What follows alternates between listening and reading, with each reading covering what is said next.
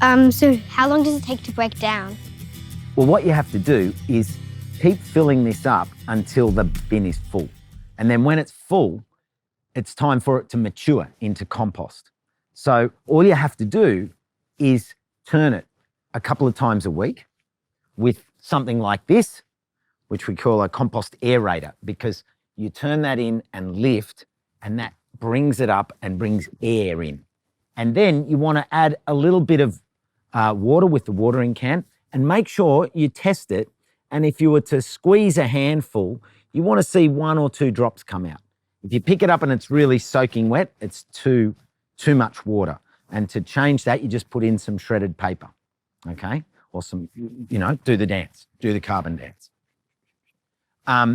If it's too dry, if you squeeze it and nothing comes out, then put a little bit of water in and you'll start to get to know where it's singing.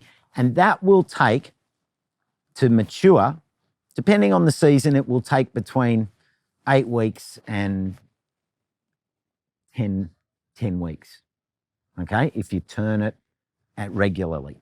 After that time, what you get is this. So after 10 weeks or so, you see how it's broken down. What can you see about the look of it, colour-wise? Well, it's dark. It's like browny black kind of. So it looks more like dirt.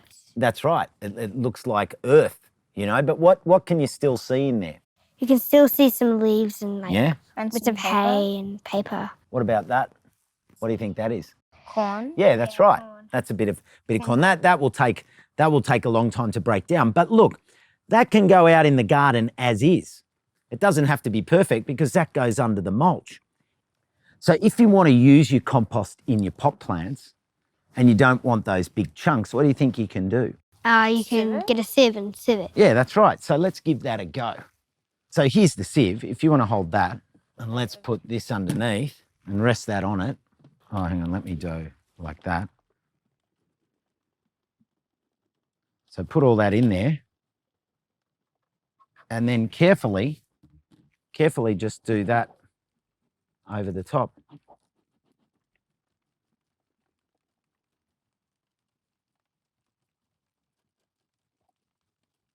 So what have we sieved out?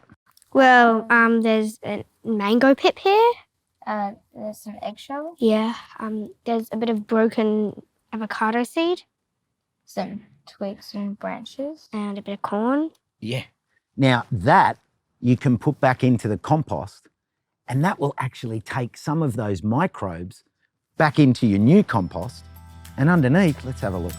Look at how fine and stiff that is. It feels really light, doesn't it? And you could put that in pots and you don't have the big chunks.